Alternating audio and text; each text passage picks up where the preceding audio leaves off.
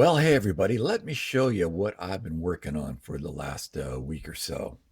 Now, when I work on wallets, it is it is definitely a time of pain and suffering because at any point in the process, in fact, see, I have one, two, three, four, five, six, seven. I have seven here, and I have the one I'm using.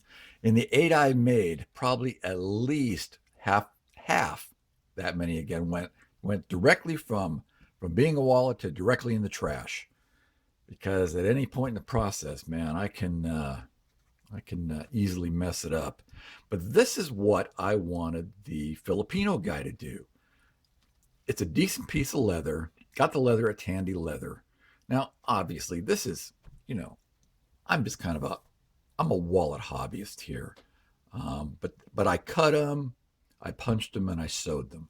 This is what I wanted the Filipino guy to do back when I was in the Philippines, and he couldn't quite get this done.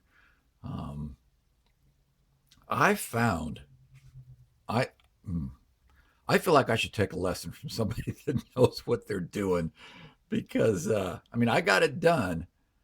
The stitching still is not coming out straight yet like I wanted. It's not bad. It's getting there, but it's not quite there yet. So this is one of the early ones I did in the dark brown thread. Now the real first ones are in the light tan thread.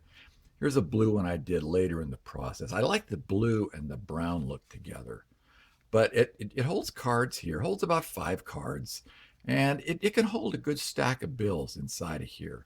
Now, I did these a couple of different ways. On some of them, I put a stitch up in the top here, and you can kind of slide the cash in and it sort of hooks into the bottom in between the stitches. There's quite a bit of space in here to move the cash around.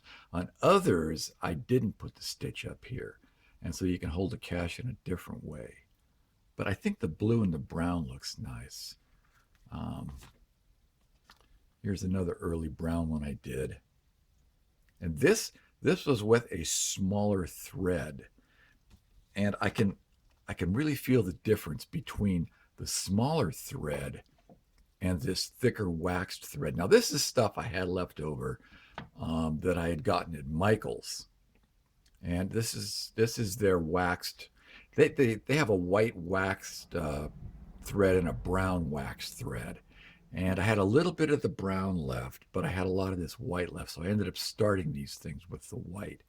And you can see that the stitching, while it's there, it sort of goes all over the place. Now I changed the stitch from a saddle stitch to more of a stitch where I just went in and out, and then I went back the other direction. And I'm not sure what that's called. You'd think I'd know that after looking at 5,000 wallets, but hey, I don't. So this was one of the first ones, and you can see it's not finished real well, and but it got done. This is one of the later ones with a smaller brown thread that I had. Now, this is not from Michael's. I think this was a thread I got from Tandy. And I think the smaller thread came out better overall. I like the smaller thread. And I've just gotten some tiger thread and some green tiger thread from a eBay vendor. So I'm not sure if I'm going to be doing any more before I leave for the Philippines again. This was the Tandy thread, the brown Tandy thread once again. I mean, they're coming out okay, and it works. It works great as a wallet. Here's one where I put another stitch in the top here. Like I say, some I did and some I didn't. The earlier ones I did. They're coming out okay though. I'm not sure what I'm going to do with these. This is one of the first ones, and you can see this stitch on the end kind of goes down like that. But you know, they're getting there. Now, this is the one that I am using as my own, and the cash goes in. This one I did even a different way. This one I made shorter in this aspect here. Let me show you how the cash can go into these others that are a little taller. You can see that this is a little bit shorter. Not much, not much, but you can see that it is shorter if I can hold it all straight. Just a little bit shorter in there. Now, I kind of like the way the cash goes in on these, but then again, I kind of like the smaller profile of this one. So the cash just goes in like this and it wraps around the flap, and it's held in there pretty securely. Like I say, it's stitched all the way along the bottom here. So I've got 5 cards in here, a couple of thin cards. But I like the way this one came out. This one came out pretty nice for a job that I did. But the way the cash goes into these others, I kind of like. You take this pile of cash here, and you can slide it all the way in, and sort of lock it down inside like this. And it locks all the way down inside here. And there's enough room on this where it's hard to push it in, so it really locks it down. But you can also just take the cash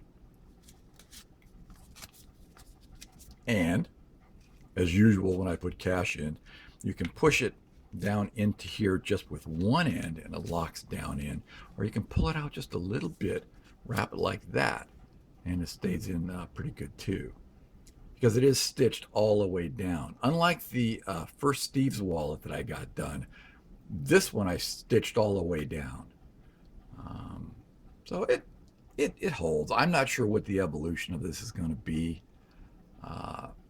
It's getting better. It's getting better. I like the way they're coming out. Next week, I'm leaving for the Philippines again, so that's going to end my wallet making for a while. But I can really only do 1 or 2 a day, and it's just, man, it's like the sweat of the brow to get these things done. And I've seen guys do it that really know what they're doing, and that wasn't me. But it's a fun project. So that's what I've been doing for the last, oh boy, I'd say a couple of weeks now.